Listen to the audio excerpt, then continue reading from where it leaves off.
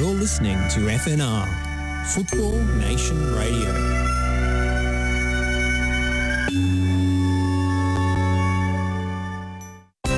Launch your global career in football business. Study a master's degree online with unique access to the MCG and a big-hitting Australian industry network. Brought to you by the Global Institute of Sport, who also have campuses at the iconic Wembley Stadium in London and Etihad Stadium in Manchester. Be one of the first Australians to get a football master's degree and join GIS's global network of football leaders. Apply now to start in February 2022. Learn more at gis.sport/FNR. That's gis.sport/FNR.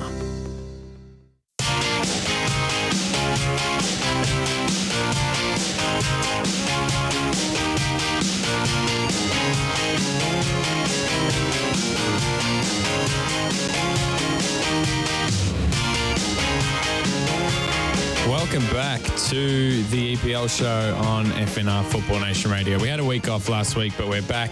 We're back with a bang, back in business. All of the colloquialisms involving being back and returning to things. We are all of them. Oscar Rutherford is back with me. And how is Oscar Rutherford? He's fantastic, thanks. He's really well, thanks. Excellent. I love to hear it. We do have Josh on the panel off screen, and he will chime in, of course, if and when he feels he has something to add to the conversation. Josh will do that, yes. Yeah. Oh, wow, I just had some weird echo in my ears, but I digress. Much of that conversation will, of course, surround the end to the January transfer window. It's that wonderful time, 31st of January, or I guess 1st of February, when we wake up here in Australia. All the clubs trying to get their last-minute deals over the line. A couple interesting ones, but I think all in all, it was a pretty quiet January. Yeah, a few interesting loans out of big clubs, the likes of United and Spurs getting rid of a number of players, which is quite interesting to see. Some weird ones like Adama Traore going to Barcelona. Yeah, that's a bit weird. Yeah, going back to his homeland, which is an interesting one because he was there for quite a while and then ended up kicking around Premier League, Championship, Aston Villa, Middlesbrough. I saw a fantastic photo of Adama Traore and Martin Braithwaite playing together for Middlesbrough in the Championship, or actually might have been in the Premier League back at that time. And of course they'll be teammates at Barcelona now. Who would have thought? Yeah, and it's just a bit weird in terms of the timing because it kind of petered off a bit for the last couple of seasons. He's had a terrible season this year. He was red hot maybe 2-3 years ago, but hasn't really got nearly as much going. So a bit of an odd signing, but not the weirdest signing Barcelona have made in the last few years, but that's a Barcelona story. We'll be happy. Yes, maybe we should just start a Barcelona show where we can talk about everything that's wrong at Barcelona, who are supposedly about to undergo a name change for the stadium. It's going to be called the Camp Nou Spotify. Have you heard that? I have not heard that, but I'm so glad that this is the direction football is heading. That's wonderful to hear. Yeah, they're coming on as I think they're going to be their front of shirt sponsor or something, and also apparently grabbing some naming rights for the Camp Nou. Is Camp Nou such an iconic name though, really? I mean, it just means new stadium. Like, it's not very... Yeah, but when it's in Spanish, it sounds better. It does sound better, but I mean, to us, it's an iconic name. Oh, the Camp Nou. But in Spanish, it just means new stadium. And so I never considered the meaning. It doesn't mean as much to them as it does to us externally. Possibly. When we don't have that connotation. If we had a stadium down the road, Western United building a new ground, we just called it New Stadium, and then they got a sponsor on the end. I don't think anyone would complain, would they? I guess, the history is there. The heart and soul would have been taken out of the ground, or has been taken out of the ground, I think, really, yeah. Oh, goodness. But, yeah, I mean, diving into the January window, I think as a Liverpool fan, I'm obviously very excited about Luis Diaz coming in. Seen him a few times over the last few years when Liverpool have played Porto in the Champions League, and I mean, not to overreact, but he's going to win a Ballon d'Or one day. No, I'm joking, but he is a superstar. I've been very, very impressed with him in the matches that I've watched, and then I mean, everyone looks good on YouTube, but certainly some of his little highlight reels and compilations and thing look very, very tasty, very quick, super skillful, excellent in front of goal. He's was leading, I guess he still is, until someone overtakes him, leading the what's the Portuguese league called nowadays? The Liga NOS. It is still called the Liga NOS. Okay, I don't know. I call it Liga NOS. Yeah. It's like when people kept calling La Liga BBVA even after BBVA dropped their sponsorship, or Barclays Premier League. Well, it's actually in Spanish, so it's not BBVA, it's BB Ube. Ube. I think it is. It's like I think it's BBUBA, which is really weird. I like it. Josh is just flexing his Spanish language skills the his whole time. linguistic knowledge. Yeah, so because this is where it came up, because I was actually talking to a Spanish friend of mine, and he was talking about why they confuse. Well, he's actually a Barcelona season ticket holder. We should get him on. We should actually get him on the station and talk about it. He's a Kool-Aid. So he was talking about how Spanish people always confuse B's and V's, like when they're speaking. And it's because a B is a B and a V is a UB, is how they say it in Spanish. It's ube. So BBVA is Bebe UBA. That is... So I'm glad they changed the name for the sake of the Spanish speakers. Awesome. Like that's had a massive impact on my life. I love it. This is what I'm here for. Back to Luis Diaz, leading the Golden Boot with 14 goals in 18 games as a left winger. Very impressive. 4 assists on top of that. So he's going at a goal contribution per game for Porto, who, as they tend to do, are controlling the Portuguese First Division. Oscar, have you seen much of him yourself? Can you validate my Liverpool bias with an impartial opinion? I would be lying to you if I said I'd seen too much of him play, so I'm not going to go as far as to validate your opinion. What I know is that Liverpool have a fairly decent track record in recent years of picking up good players who complement the team well and can work really well. So in that sense, I'm willing to believe that it was a sensible signing. It'll be interesting to see kind of where he sits in the squad at this point in time. I'm not sure if you have any thoughts on how they're going to negotiate that. Yeah, I think a lot of fans on Twitter, I use fans loosely, are very quick to suggest that he goes straight into the starting lineup, which I think is, look, again, massive talent. He will, of course, obviously, provided he hits the ground running and continues his development, he will, of course, become a regular first team player. But I certainly don't see that happening straight away. We've got Mo Salah, who, in my opinion, is the best player in the world at the moment. You've got Diogo Jota, who is the second top scorer in the Premier League. You've still got Sadio Mane and Roberto Firmino, who, despite maybe not lighting it up this season, are still obviously fantastic players and important in the system. If they're not scoring goals or assisting themselves, they obviously have an important role to play. I do think Diaz will be behind all 4 of those to start with. But Liverpool have a lot of important games coming up. There's a Premier League title race to get back into the Champions League knockout stages. Will be commencing shortly, February or March. I think it might be in a couple of weeks, in mid-Feb. League Cup final, FA Cup matches as well. So he will get a lot of opportunities to play. I think Klopp has shown more of an initiative to rotate this season than he perhaps might have in previous years. And they've spent big money on him. There's lots of excitement, so he'll definitely get opportunities, but I don't think he'll necessarily take over one of the front 3 straight away. If I may interject, of course. You're spinning this very positively as a Liverpool fan. Is there a part of you just nagging feeling that he's Mo Salah's replacement and they're not extending his contract? Yeah, there's also been a lot of that going around on Twitter as well.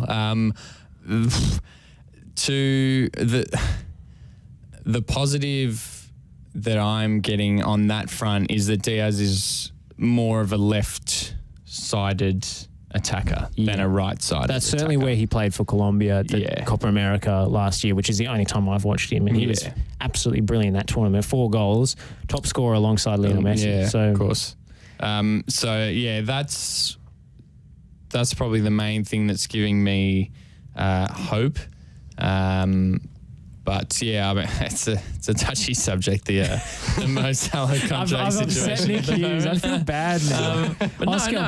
Oscar, is this just a negotiating tactic for Liverpool now that they've got a player that can potentially step into the team to replace him? Maybe they can say, well, stay here if you want, but we're not giving you £400,000 a week. Well, I think it's an interesting signing because my initial thought is kind of, how badly do Liverpool need more depth in those kinds of areas? And I think we've kind of seen over the last month that that's kind of been the most exposed that bit's been due to AFCON and whatnot. So we've seen Alex Oxlade-Chamberlain playing out there and doing that kind of thing. And so it's looked like Liverpool could have really used another wide player. But I'm kind of, I mean, before that point, it didn't really feel like that. So I'm curious as to what that does for, say, someone like a Minamino. Like, he was getting a reasonable amount of game time, but, is that unsettling the squad in some way? What's been a pretty effective formula? You wouldn't know this, Oscar, because you haven't quite known me long enough, but Takumi Minamino has a very, very special place in my heart. I am a massive, massive fan of Takumi Minamino. Scored against Saudi Arabia last night. He did a very nice goal as well. It was a massive, we love the Wario meme, the I've won, but at what cost in the FNR group chat.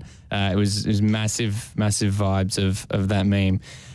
Because, of course, that wasn't a great result for Australia. But, I'm a huge fan of Minamino. I think he's been heavily underused and underappreciated at Liverpool. So, again, my sort of fear when Diaz arrived is, what you're hinting at. It's possibly the beginning of the end for Minamino. There was plenty of talks that he was going to be available after Diaz came in. Leeds were interested and someone else I can't quite remember.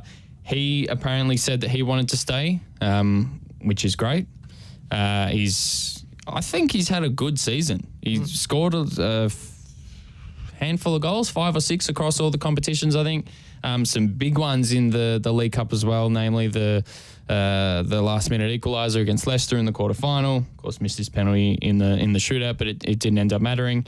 So I think those 6, the Salah, Firmino, Mane, Jota, Diaz, Minamino, I think that is an outstanding front 6, if you like, or the first choice front 3 and the second choice front 3 behind them. Divock Origi's contract is expiring at the end of the season. No teams came in for him in January, and it doesn't look like he will get a new deal. And you have Curtis Jones, Alex Oxlade-Chamberlain, like you said, Harvey Elliott, who can play those wide roles as well. So to me, I wouldn't see a need for Minamino to be sold unless Liverpool do a bit of a book balancing act, which they sort of have tended to do, a little bit of that sort of sell to buy kind of mentality in recent seasons. But we'll move on from there. Otherwise, I'll continue to turn this into a Liverpool show. If I may. Yeah. I want you guys to close your eyes and just do some imagining for me. Oh, okay. I'm uncomfortable, all right? I want you to imagine Burnley Football Club Oh, no. in human form. I know where this is going. I present to you 6'6", vaccine skeptic, Wout Weghorst. Can I just say the Jurassic Park transfer announcement video is quite possibly the best bit of social media content I've ever seen from any sporting franchise ever. I love that so much. Jurassic Park was one of my favourite movies as a kid. And you're going to have flashbacks to it every time you see Burnley play. Oh, no, absolutely. Every time I watch that movie now, every time the big boy comes out, I'm just going to be thinking of Wout Weghorst. So Wout has a better scoring record than anybody else in the Bundesliga since 2018 except Robert Lewandowski. So how on earth have Burnley signed him, I ask? Yeah. For cheaper than they sold Chris Wood. Yeah. that's kind of my overwhelming sense is it feels like Burnley have won in this arrangement with Newcastle. Absolutely. For an answer, I turned to Bild in the German newspaper. Apparently, he attracted interest from other clubs in England, Italy and Spain, but they refrained from going any further because the Dutchman isn't vaccinated against COVID-19. Oh dear. In December last year, Weghorst caused a stir for spreading skepticism about vaccines on Instagram. He later deleted the post and apologised, stating, I know many people who have been infected with the coronavirus and therefore I know exactly what its effects are and how dangerous it can be. I merely wanted to point out that with this issue, as with all others in general, you should educate yourself as much as possible and listen to as many different opinions as possible. The good old educate yourself line. And now I want to turn to his comments upon signing for the team, all right? I had some really good talks, and after the conversations I had with the owner and the people here, I felt a lot of appreciation and a warm feeling. I looked into it, the side and the history, to see if it fit me, and I got a feeling that it was something that would fit perfectly for me. I, as a player, and Burnley as a club are quite similar. I did my research, I bet you did, and I saw my history over the last few years. Not so long ago, they played in Europe here, did they? I'm looking forward to being part of the club. I think for me as a football player and as a human being, I can compare myself to Burnley Football Club. That is so good. I'm just saying, I've done my own research, and I think he's going to fit in perfectly. At least he's consistent with his approach of researching all things independently before making any decisions. Yeah, look, I just quickly, if I can digress and bring things to a footballing perspective. Oh, please do. Please do.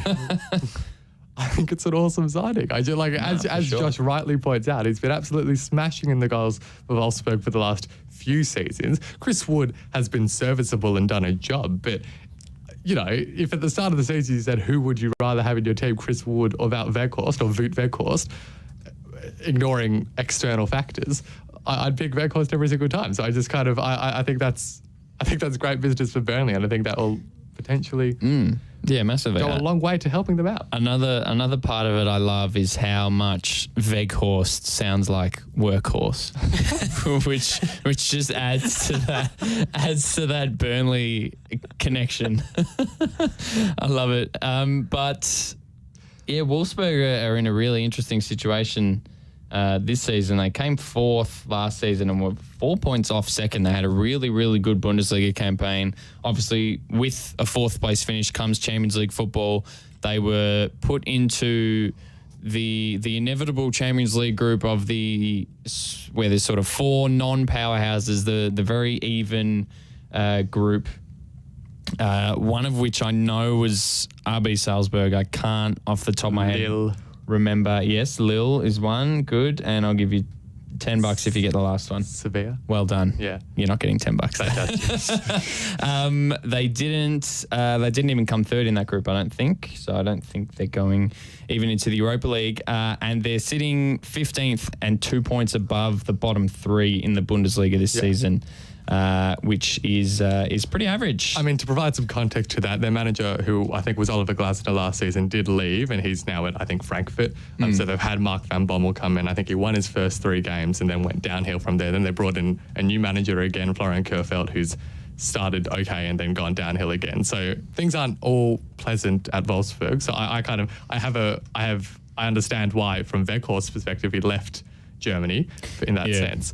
But look, to go to Burnley, look, I can only imagine where else he would think, if he were independently making all of these decisions, where else he'd think would be a good fit for him. Because I mean, it literally is the perfect fit. It's like when you're shopping for shoes and you find the one pair that you want, and you're like, man, I hope they have my size at the back.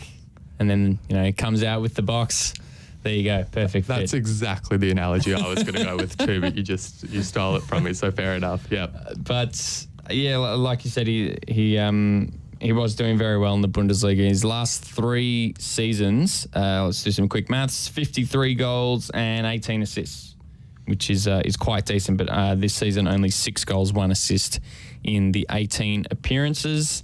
For a goal-shy Burnley team, it could be exactly what they need. I mean, I know it's not a huge change to what they've been doing recently, but I think Weghorst is a better player than Chris Wood. So maybe that could be. I mean, they're hardly out of the fight for survival. They've got the games in hand. So I think that adds a really interesting dynamic to Burnley's season. And they're absolutely in with the shout of staying up, even though they've kind of been stuck at the bottom for quite a while now. Absolutely. We'll touch a little bit more on that sort of relegation battle after our break, because it is certainly looking very interesting now after a couple of results before the international break, and now a couple of those teams down towards the bottom strengthening, namely, of course, Newcastle.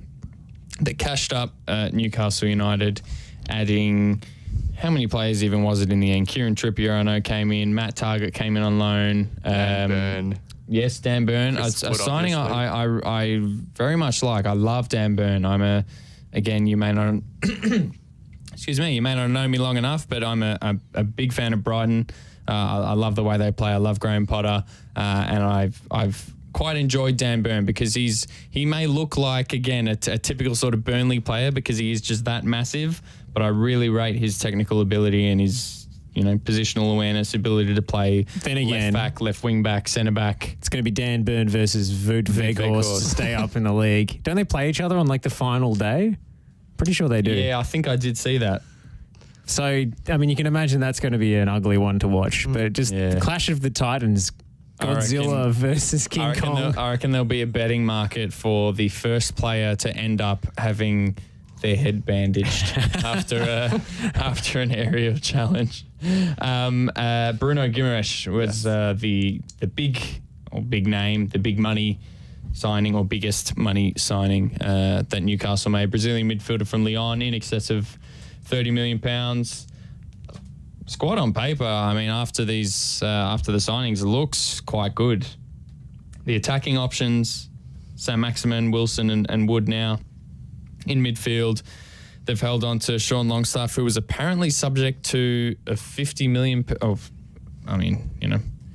don't believe everything you see on the internet, but a £50 million bid from Manchester United, which was outrageous to think about. John Joe Shelvey, Joe Willock hasn't really done that well for them, but Bruno Gimerich comes in and strengthens the midfield options and the back four. I mean, Jamal Lewis and Matt Targett competing for left back, Kieran Trippier and Javi Mankeo competing at the right back position. It's not the glitz and glamour we were expecting from Newcastle. No, I think we were expecting Lingard or Mbappe, Van de Beek or Dele Alli. Yeah. Maybe some of these offcuts from the big clubs that ended up being too expensive for them, or they weren't able to convince these players to join in a relegation battle. Yeah. But Gimerich, for statistics' sake, looks like a good player. I mean, you look at his stats in Ligue 1, which isn't the strongest league in Europe, but still, it's a good level. Passes attempted, 94th percentile amongst midfielders. Progressive passes, 98th percentile. Progressive carries, 98th percentile. Pressures, 90th percentile. Tackles, 96th percentile. So he's right up there in most of the key statistical categories for a box-to-box midfield player who's supposed to be creative and a defensive force. So. Yeah, certainly sounds all action. He's got the defensive and the attacking. Yeah. And I think in terms of what Newcastle need, having that extra midfield player is absolutely vital for what they've been going for. I mean, of course, their defence still isn't particularly strong, and neither Matt Targett nor Dan Burn really changes that, but that's kind of okay. They've kind of made it a bit more balanced of a squad and a bit more. I just think Bruno Gimerich is a really good signing. I think he'll give them that extra spark from midfield when you're relying on someone like John Joe Shelvey, who kind of has moments but not really a consistent force. Absolutely. I mean, before or since we were last on the airwaves, John Joe Shelvey, of course, knocked in that free kick. That was a big win for Newcastle at Leeds. Just as Leeds had won a couple in a row and were looking like pulling away from that relegation battle, they were perhaps dragged right back in by Newcastle. Might as well touch on Everton. God, goodness, we love Everton on this show, don't we? There's been a story this season. I'll start here. I want you to listen to this music and tell me how this makes you feel.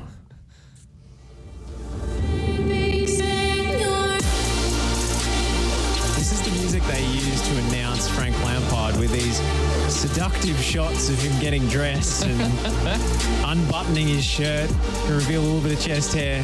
Sounds like a JD Sports ad. I mean, this kind of rolling up the sleeves, getting to work. They're really leaning into the celebrity of their new manager. This is like, wow, that's about all. Excuse me, goodness me. Don't eat chicken schnitzel wraps before you go on a radio show, apparently. That's about all they can celebrate about the appointment of Frank Lampard, to be honest, because you look at his short-lived stint at Chelsea, it doesn't really fill you with that much hope for how he will go back in the Premier League. This one, to me, feels like a bit of fan service because they were heavily linked with, and I don't know his name, and I apologise for the offensive nature of what I'm about to say, but I'm just going to say that Portuguese guy that they were linked with. Is that Vitor Pereira? Was that his name? Possibly. I'm not sure. I'll try and find it out. But they were linked with him. The fans apparently kicked up a fuss and said, "No, we want Frank Lampard." So they turned around and got Frank Lampard. I'm not entirely sure why the fans might have wanted him, but he's not the only new face at Goodison Park. Dele Alli comes in on a permanent deal. I'm not sure how much he cost. It's like 40 mil or something. That is outrageous. He cost nothing. Yeah, that's what I thought. He thought it was nothing. Free, but I saw another website that said something like 50 million. Let me explain. Okay. They are all performance-related bonuses. Right, yeah. Gotcha. So it's 40 million. So Tottenham aren't getting any of that money because Dele Alli's rubbish. It's £0 up front, Yeah, okay. 40 million if he fulfills certain performance-rated related bonuses, and it's many of them are achievable. Sort of the first 12 are probably going to happen because it's just appearances and so forth. Yeah.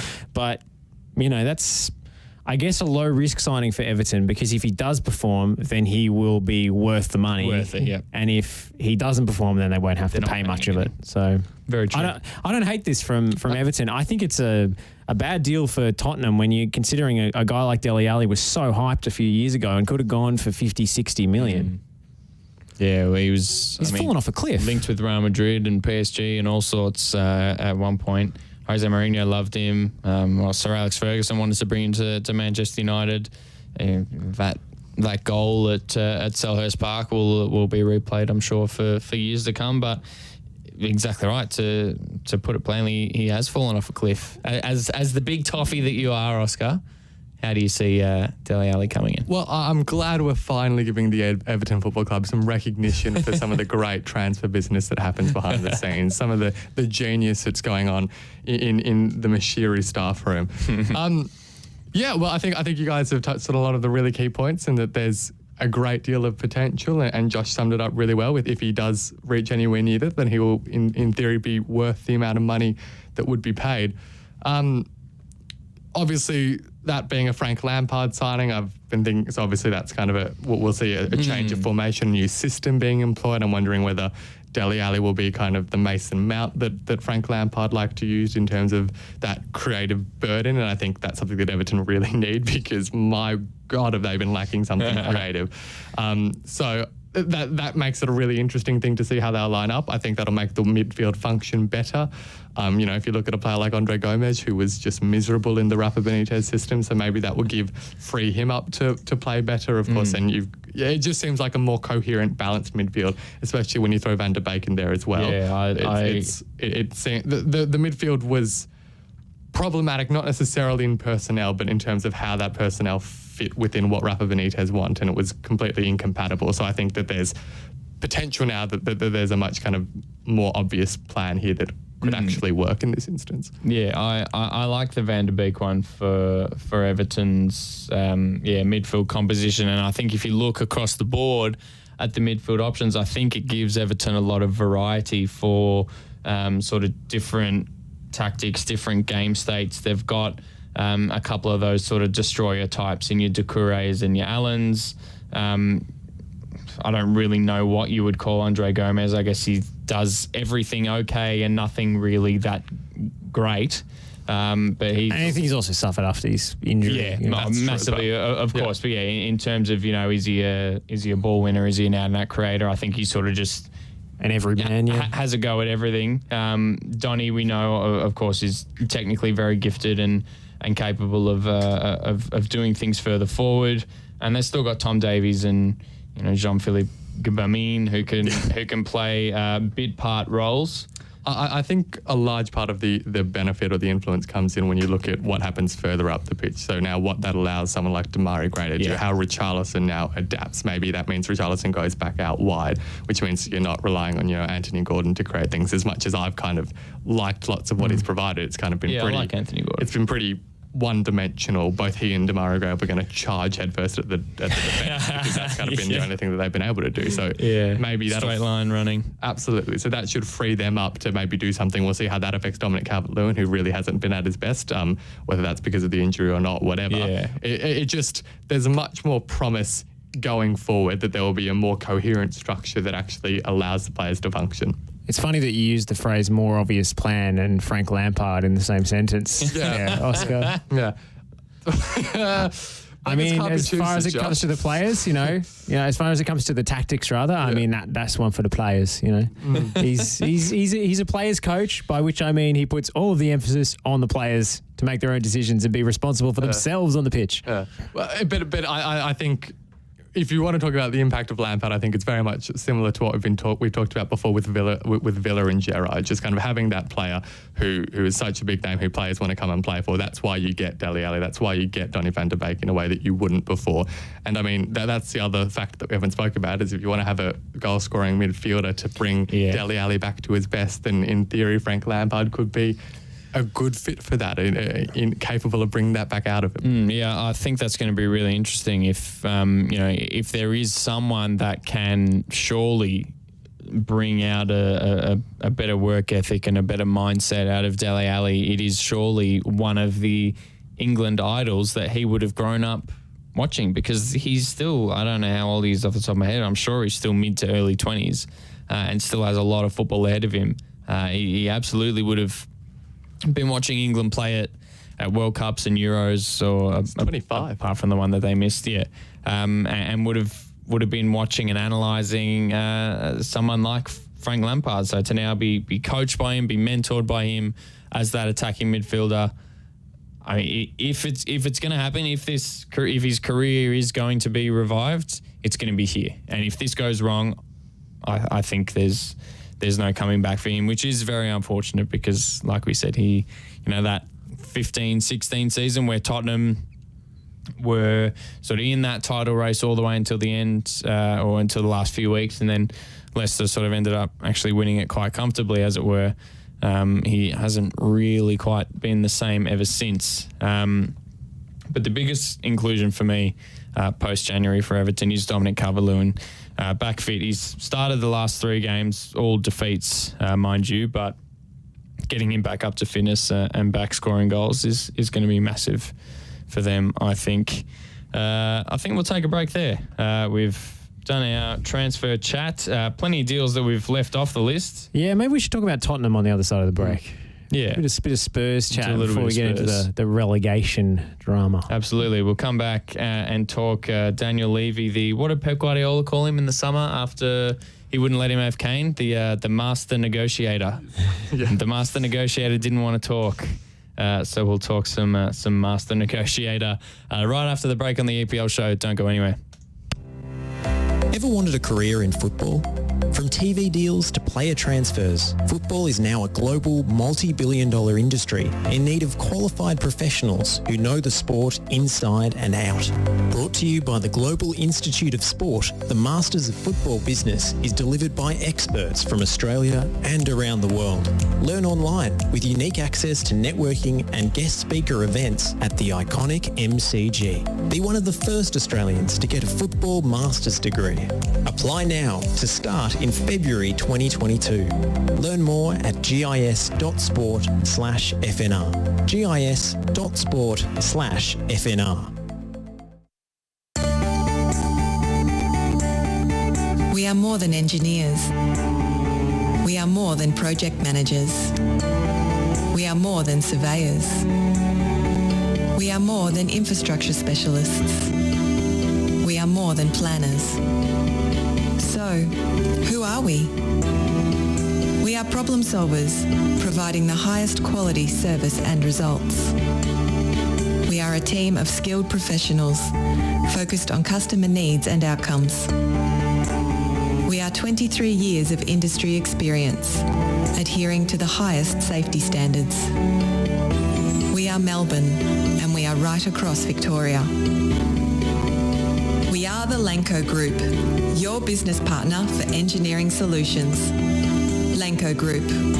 We are more than you realise, and we are ready to partner with you.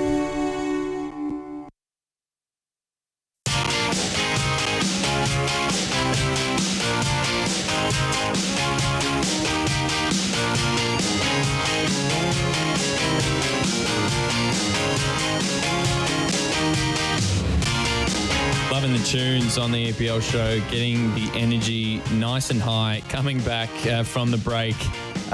Before the break, we said we were going to move on from the transfer talk, but during the break, we've just spent the last minute saying, oh, what about this one? What about this one? What about this team? So we're going to keep talking about transfers because in the first episode of a Premier League show after January, what on earth else are you going to talk about? Of course, it's going to be transfers. And like we said before the break, we'll start with Tottenham. We've talked about Dele Alli. He wasn't the only high-profile midfielder to go out on loan. There were three of them. Just before we start, I just want to say great audition for Smooth FM there, the way you just linked in with the music and just right back into the content. It was magnificent. Just well done, Nick. Anyway, Love song dedications coming up later. No, not the only departure of Dele Alli. Obviously, Giovanni Lo Celso heading back to Spain with Villarreal. Brian Hill doing the same. And Ndombele, of course, maybe the biggest one, going back to Lyon. So I think that's a really interesting collection of transfers. I mean, they've brought in Rodrigo Bentancur and Dan Kulusevski from Juve as kind of the replacements. Players, obviously at a former club of Antonio Conte, although I'm not sure how often he's worked with either of them. So it's didn't overlap with his tenure. No, it definitely didn't. But I'm wondering you know why this happens is because Paratici, however you say his name, the sporting director has just come from Juve, so he's got the connection there, so they're able to negotiate this stuff. So Conte is almost irrelevant in this, other than he likes players from Serie A, I guess. It's really interesting. I mean, obviously Spurs have kind of picked up a bit over the last couple of months with Conte, and we've seen the front three, particularly Kane and Son work together a bit better, a bit more often. So they look like they're kind of finding some of their mojo again, which has been good to see. So, I've read some things talking about, we know that Antonio Conte is a very demanding coach. Were these players not willing to meet those demands? Is that why he's felt the need to make the change already?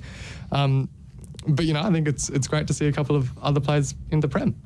Yeah, it's interesting that it's taken the third manager to get rid of Tanguy Ndombele because Mourinho very publicly complained about him. Nuno publicly complained about him. And Antonio Conte, I mean, I didn't ever see him say anything about him in press conferences or anything, but it's taken Conte to let him go. It's such a shame in Ndombele because we saw flashes of how good he could be. And obviously we saw him at Lyon as well, but there were games where he was just breathtaking. You watch that's what it's all about. So if that is the end for him, that's a real shame. Yeah, I remember there was one of the episodes of Tottenham's what are they called? All or Nothing. I was going to say All for Nothing. all or Nothing. A bit of an insulting Freudian slip there. Tottenham, All for Nothing.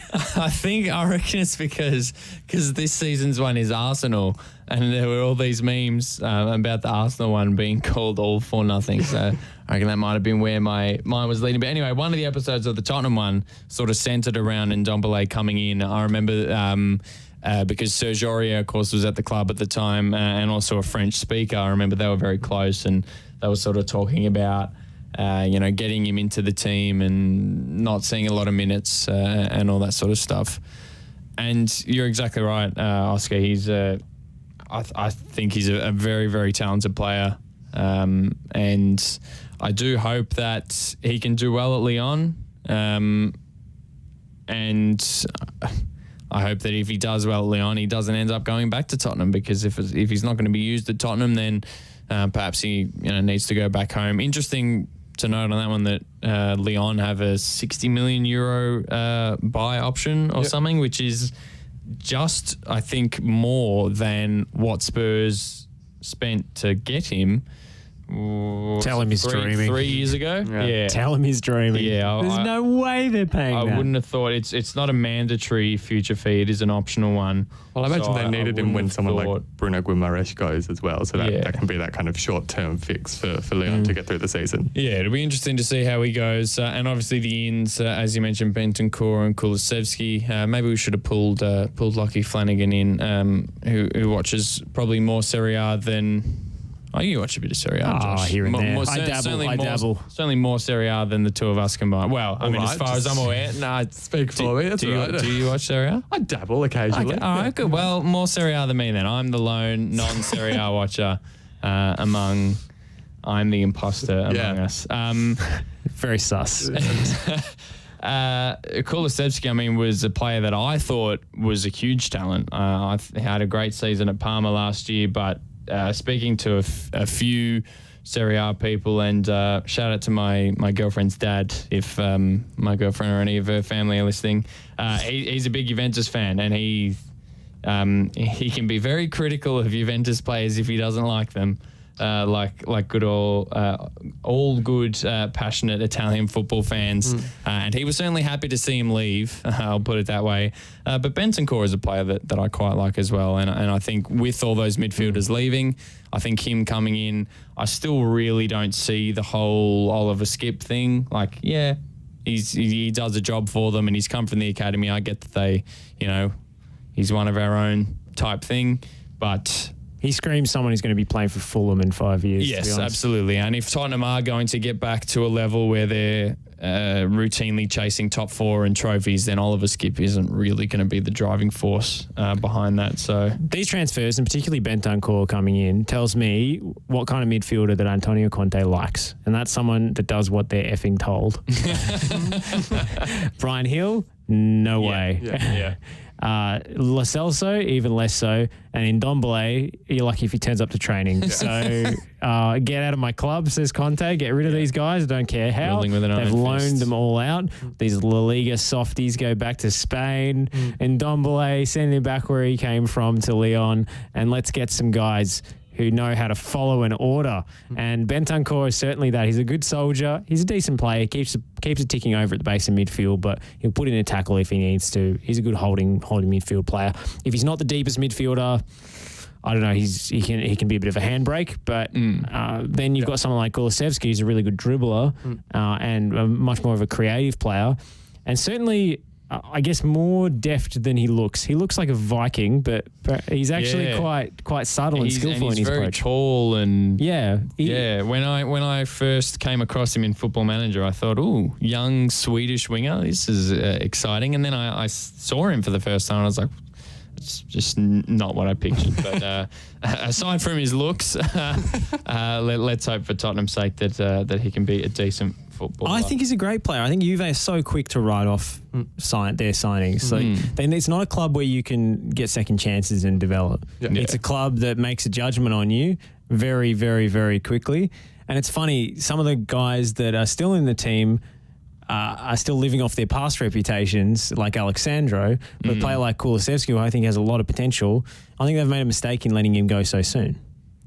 Yeah, time will tell on that one if he does kick on it at Tottenham. I think they have a permanent option on that one, Spurs. Not sure what the fee would be if there is one in there, but we'll have Maybe to it's wait and see. conditional upon Leon paying 60 million for Ndombele. Yeah, nice big loan clause merry-go-round going on at Tottenham. And just to say, just to finish with what Josh was saying about having opportunity, we're seeing the kinds of midfield that Antonio Conte wants to build. So I think that this will now be a much better chance to kind of assess Conte's Spurs, see what that looks like, kind of get a better grasp of what he's after, because now that he's had the opportunity to kind of bring in some of his players, because obviously up until this point he's been using ones who he's not too keen on. Yeah, for sure. And he's routinely said that there's a lot of work to be done at Tottenham, and they're a long way off the level of some of the top teams. They finally lost their first game under the Italian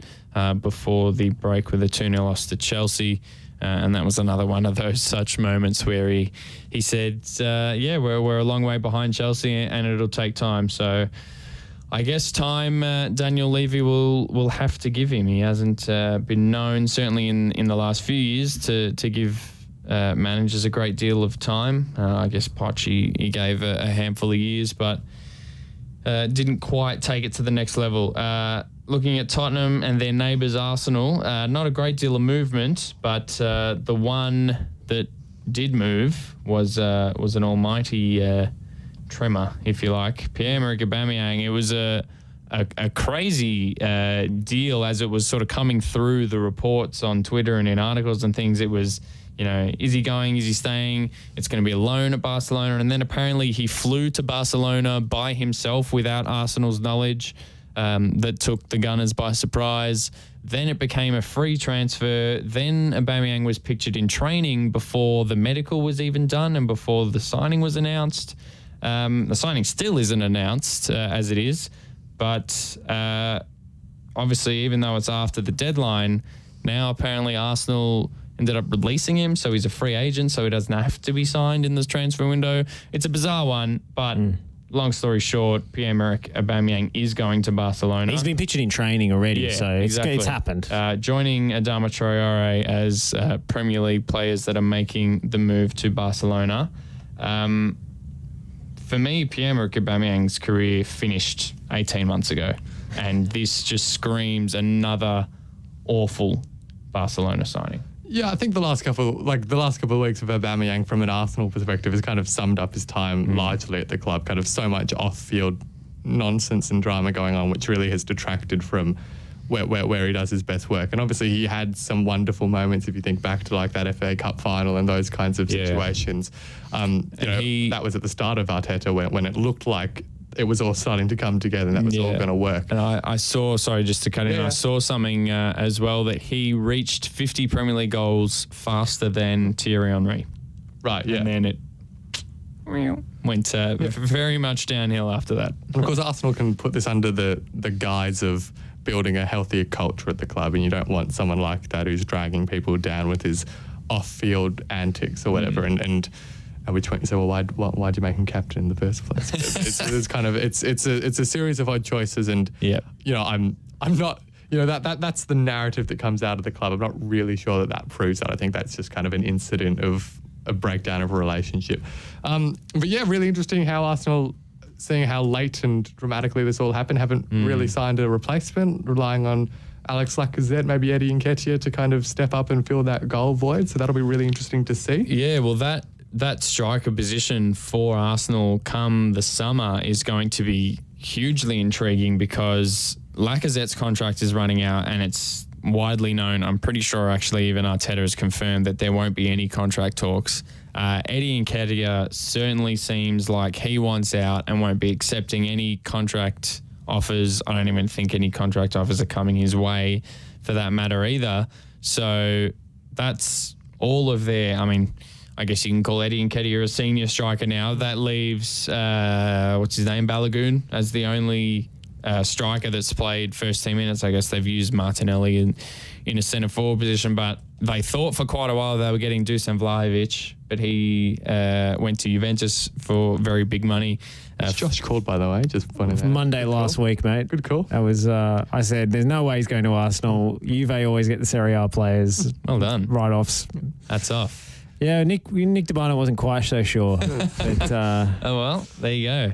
Perhaps the dabbling Serie A folk. I just see trends. And if there's a talented player in Serie A and Juve are in for them, they genuinely hoover them up. Yeah, definitely. It's a bit like Bayern in Germany. It's just a default destination. For sure. But yeah, Arsenal thought they were getting him. Obviously hasn't happened. Still rumoured to be looking at Alexander Isak from Sociedad, who of course went to Dortmund, was touted as the next Ibrahimovic, Swedish striker. Didn't really kick on at Dortmund, but has done very well at Real Sociedad now. He's kind of inconsistent. I don't know. I really like him. I like when he's on song. He's a marvellous player to watch. He's so skillful, but I don't know. He just doesn't. He doesn't perform consistently for La Real in Spain, for my money. I think he's still got some way to go before he gets that big Premier League move. Yeah, and I mean, in the context of Arsenal, it's, they're obviously not a team that's the most reliant on a kind of recognised striker. They've kind of managed to get through most of the season without that kind of key figure leading the line, or if they have, it's not someone kind of playing it in a traditional role. So, that they can probably cope better than most teams with the fact that they maybe don't have a replacement for losing their star striker and captain kind of thing. So, and whether someone like Alexander Isak comes in next season, I think that would be really interesting to see. I mean, Josh mentioned how skillful he is as a player, and being inconsistent, that hasn't been a barrier for Arsenal before. So why not bring him in? And to see if Arteta can build something around that. But yeah, I think I think that it's no one's really, I don't think, feeling like it's a season-ending loss or anything like that. No, they're absolutely still more not. than capable of managing without having Aubameyang. The only issue for them is they have they elected a new captain yet? Because obviously he was stripped of the captaincy well before he actually left. To my knowledge, they haven't given the armband to someone permanently. Lacazette has been wearing it in the last few matches, obviously with Aubameyang not in the side. But interesting point you mentioned about Arsenal not really relying on or using an out-and-out centre forward. You look at their top goal scorers: Emil Smith Rowe 8, Bukayo Saka 6, Odegaard and Martinelli on 4, and then Aubameyang also on 4, Lacazette 3. They've only had 9 goal scorers all season. That seems like a low number to me. Arsenal struggle for goals. I think 9 separate goal scorers is probably about right. More than 9 goals, but look, I do think they need a striker, but whether the right player was available in January. And it was clear that after the differences between Aubameyang and Arteta, one of them was never going to be involved with Arsenal again. You kind of had to choose, and it made more sense to go with Arteta. After the disciplinary thing and him being stripped from the captaincy when he was visiting his mother who was sick. I thought Arsenal behaved abhorrently in that situation. We had a debate about it. I was arguing with Pakur about it on air not too long ago. She stood by the club. Very anti. She stood by the club and their policy. Look, I thought they treated him quite poorly. Yes, he hasn't played well, but if he had been performing for the club, they wouldn't have treated him like that in that situation. So it was just an excuse to discipline him, to sideline him further, to get him out, to stop him from seeing out his contract. And this is what they tried with Ozil as well. And I don't think it speaks very highly of Arsenal as an employer, the way that they've treated their contracted employees and to try and bully them out of the money that they're owed. When they were the ones who made the bad decision in signing them to that enormous contract in the first place. Yep. So I don't know. Arsenal leaves me a bit cold, to be honest. Like, there's a lot of bad owners in the Premier League, and maybe they're not highest on the list. There's other more pressing sort of human rights violations and things going on. But like they're like Amazon or something. They're kind of a soulless corporation. Well, Stan Kroenke is sitting happy with a Super Bowl appearance in a couple of weeks for the LA Rams. And clearly isn't too bothered by. He's like the Monopoly man. I just can't stand him, to be honest, and I can't stand the way Arsenal approach these things. And it's sort of been an issue with Arteta, I think, ever since he came in. Obviously, the Ozil one happened quite quickly, but Guendouzi he outed quite quickly. Again, whether or not the attitude issues were really there or it was sort of being played on, only people in the inner sanctum will ever know. Lucas Torreira just sort of disappeared off the face of the earth as well. So it's not the first time it's happened. And in Nketiah, like I said, there just seems to be a really odd relationship. And whilst all those things are true and do make Arsenal look like perhaps not the most attractive prospect, I think the thing that counters that is when you read out the list of their scorers. I mean, I always get really excited when I look at Arsenal's attack because they've just got so many super young, super talented players. I mean, if you've got Smith Rowe, Odegaard, Bukayo Saka, all of those players in your team, then I think that, if you're an Alexander Isak, for example, I think that could be a really exciting opportunity to kind of join this young crop of players and kind of grow together as a squad with a young manager. That's maybe a bit idealistic of me, I accept, but there is an appeal to Arsenal with what they've got left over, I think, which going forward I think makes them exciting, even if they're lacking that key central figure kind of thing. Yeah, no, I 100% agree. I've again with Bakur, I've had many debates trying to instill in her a bit of faith in her own team, and I insist that Arsenal are on the right path. Look, I do. I guess there's a point where it goes too far with. Disciplining players and whether or not there's real reason to do so. But I like that Arteta has come in and sort of, stuck the pole in the ground or whatever that saying is and said, this is going to be my way and he's going to... He's planted his flag. He's drawn a line in the sand. I prefer stuck the pole in the ground. That's really romantic.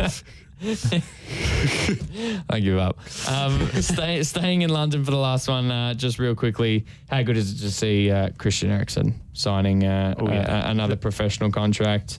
And a really exciting one because Brentford, we know, have that Danish connection. They share the ownership with Michelin. They have, share resources and data analysis and recruitment analysis and all that sort of stuff. They have a Danish contingent with Norgard and all those guys as well. Mathias Jorgensen, who I think was signed in the summer. Jonas Lørsel is the backup keeper who's been playing recently. Goodness knows how. Thomas Frank in the dugout as well. He's the worst goalkeeper ever in Premier League history. Yeah, he's pretty poor. But Thomas Frank, of course, the manager. So, just fantastic to see Eriksen back on a football team for starters and back in the Premier League as well. It's kind of weird to me that the different leagues have different rules on internal defibrillators, but at least there's somewhere he can play. I'm not a doctor, but I'm sure it's safe. I just get a bit nervous, obviously, with what we saw in the Euros and everything, and you just hope it goes well for him and he doesn't suffer any adverse health effects as a result. But I'm glad that he wants to come back and play, and it will be heartwarming to see him out on the pitch again. And you don't want the game to be taken away from anyone, especially not a magician like Eriksen. I think that's absolutely right. I think it's really feel-good signing. And, if you want to talk about Weghorst being kind of epitomising the Burnley way, I think signing Christian Eriksen very much sums up what Brentford do and how they do things. They have this very aesthetically appealing thing that makes you feel good inside. There are risks. It might not always be the most effective, but to bring that in, I think that contributes further to the fact that people like Brentford. They like watching Brentford. Brentford do lots of good things, and so I think that kind of suits the Brentford mould. And in the same way that we talked about with other players in the show, if it works, that'll be a brilliant signing, and he can really change the season for them. Not that they need much help because they're doing really well as they are. Yeah, well, we know that Brentford love their set pieces. Christian Eriksen is a guy that'll come in and we know his quality from set piece delivery. Obviously, we know his quality from a live ball as well. Just in general, a magnificent footballer, a fantastic technician on the ball. And you're right. If it goes well, it can only be a great signing for Brentford, who in recent weeks certainly have slipped off a bit, where in the first sort of half of the season it looked like they were punching above their weight and were looking sort of that Sheffield United promotion season where they were edging into the top half, perhaps even looking into Europe. But it's gone a little bit south now. Again, with some quick maths, looks like 1 win, 6 losses in their last 7 games. Well, this is the kind of regression to the mean that you see from newly promoted sides who start with a bang. I think we saw it with Leeds United when they came up. But Brentford, for me, are more than good enough to stay up and finish comfortably in mid-table. And you think about what Eriksen can do from open play, and I think his signature move, I suppose, is the little ball. He's just sort of standing outside the corner of the box, and he plays that little early dink across to the back post, and it's always on the money. And you've got Mbeumo or Ivan Toney trying to get on the end of that, whether it's a volley or a header. How many goals did he set up for Dele Alli at Tottenham doing that? Yeah. And they play that midfield 3. He'll probably come in on the right of the midfield 3 for 20 minutes, 15 minutes at the end of a game, try and put in one quality ball, and that might be enough for Brentford to pick up 3, 4, 5 points, which could prove crucial at the end of the season. So considering how tightly packed that part of the table is. And I think the other comment on Brentford's form in recent weeks is I think we've seen lots of those teams with thinner squads really struggle over the past couple of months, as we tend to do, just because of the lack of squad rotation and stuff. That's kind of felt a bit inevitable, although Leeds are maybe a bit of an exception to that. But anyway, that's not the point. Yes, I'm not reading too far into the fact that Brentford haven't quite maintained, and they've had some tough games against the likes of Liverpool as well. So I think, Eriksen plays into the underdog appeal that is Brentford, and he suits what the club is and what they're becoming. And as Josh rightly points out, he can make the difference in a couple of games, and those kinds of results are what are the difference between survival and relegation in the Premier League. Yeah, for sure. One to keep an eye on, absolutely. And as we're talking about relegation, we'll knock off a quick discussion just before we finish about that bottom section of the table, because all of a sudden it's looking very interesting, where Norwich were the certainty to not only get relegated but finish bottom of the league. All of a sudden they've won 4 games compared to Newcastle's 2, Burnley's 1, and Watford's 4 wins as well. A 3-0 smashing of Watford in their last match took them out of the relegation zone for the first time all season. It's 2 wins in a row after they beat Everton the week before that as well. So in 17th, granted all of the teams below them have games in hand. Burnley have 4 games in hand on them. Watford have 2.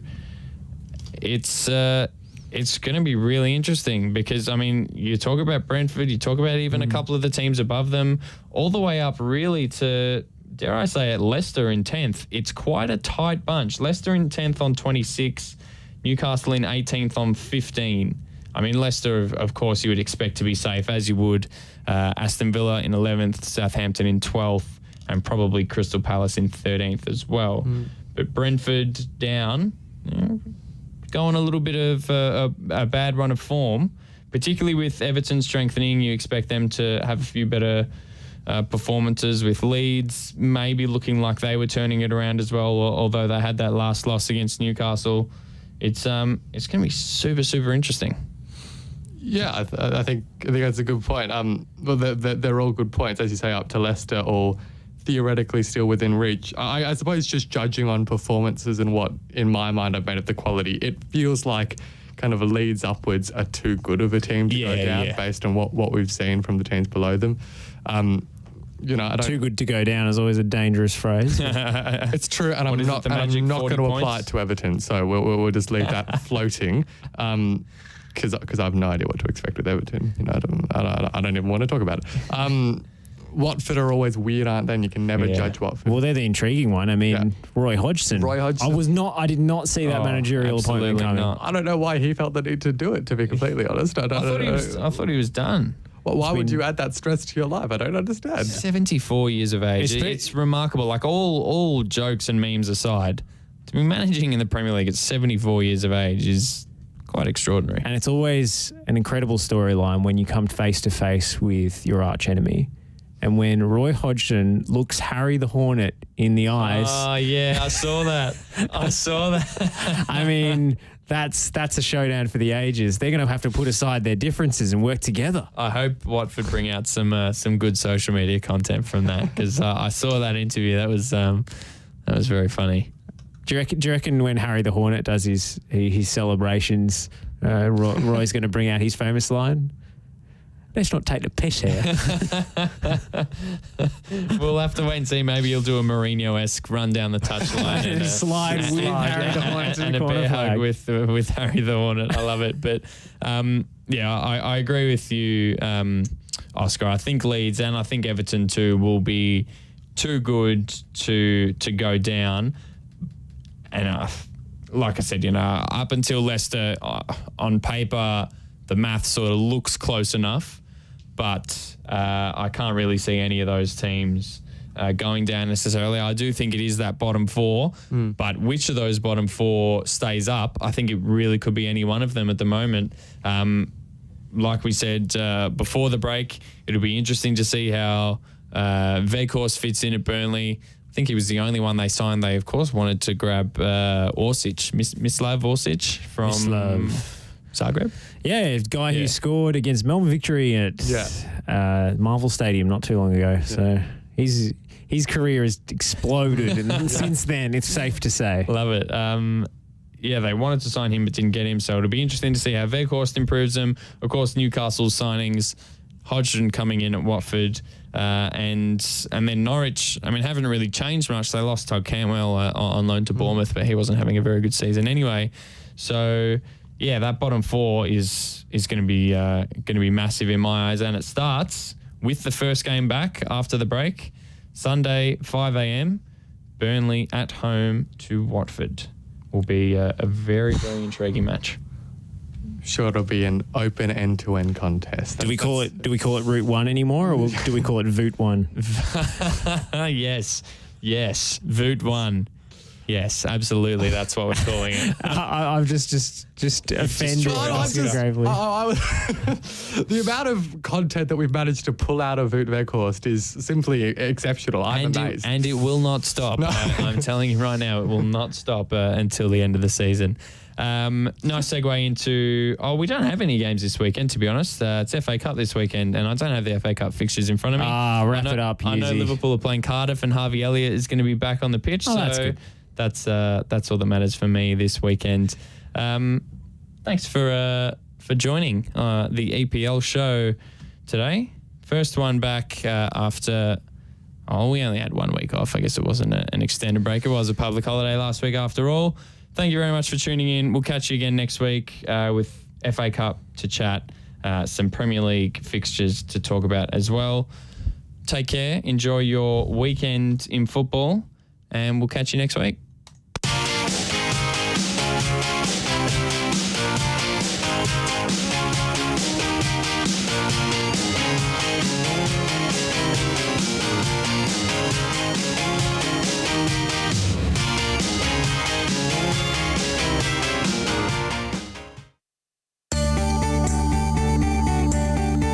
We are more than engineers.